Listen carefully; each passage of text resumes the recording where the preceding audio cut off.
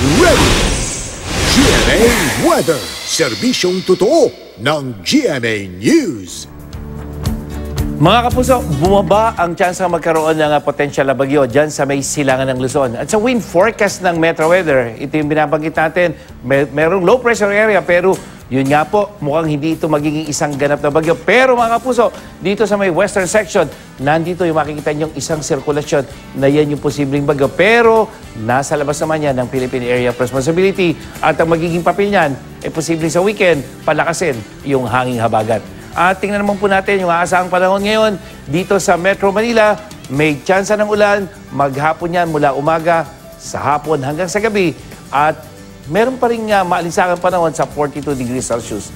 At higit na mataas naman ang tsansa ng ulan sa iba pang bahagi ng Southern Luzon, lalo na sa may region ng Mimaropa, dyan sa halos buong Visayas at ilang lugar sa Mindanao dahil pa rin po sa epekto ng intertropical convergence. So kaya mga kapuso, yung mga kulay pink na yan, yan yung mga malalakas na thunderstorm. At bungsod ng ilang araw na pagulan mga kapuso, nakaranas ang landslide at pagbaha ang ilang lugar sa Mindanao. Sa bayan ng President Roxas dyan sa Cotabato, gumuho ang isang bahagi ng bundok sa highway at gumulong din malapit sa kalsada ang mga tipak ng bato. Pero agad namang nilinis ang kalsada para hindi maging sagabal sa mga motorista. Sa bayan naman ng Dato Montawal dyan sa Maguindanao, matinding baha naman ang problema ng mga residente.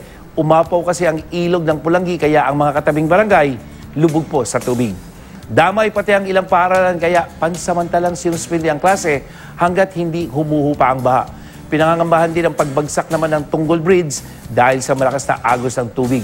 Samantala sa Soraya sa South Cotabato ay nag-ala Spider-Man ang isang estudyante, huwag lang mabasa sa baha. Naglambitin siya sa mga bakal at dahan-dahang umusad hanggang makarating sa sementadong hallway.